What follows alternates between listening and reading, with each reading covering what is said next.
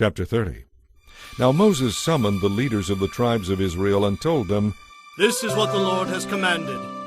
A man who makes a vow to the Lord or makes a pledge under oath must never break it. He must do exactly what he said he would do.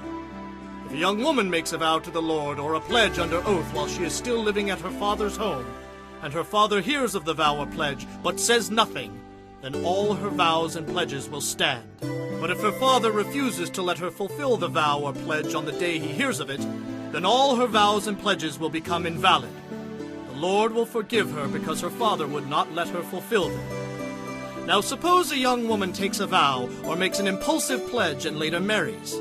If her husband learns of her vow or pledge and raises no objections on the day he hears of it, her vows and pledges will stand.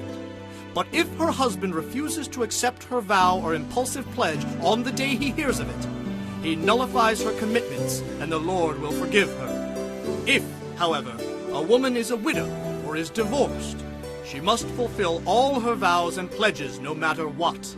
Suppose a woman is married and living in her husband's home when she makes a vow or pledge. If her husband hears of it and does nothing to stop her, her vow or pledge will stand.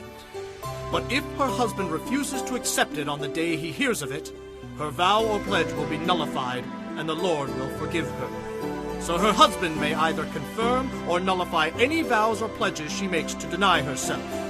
But if he says nothing on the day he hears of it, then he is agreeing to it. If he waits more than a day and then tries to nullify a vow or pledge, he will suffer the consequences of her guilt. These are the regulations the Lord gave Moses concerning relationships between a man and his wife, and between a father and a young daughter who still lives at home.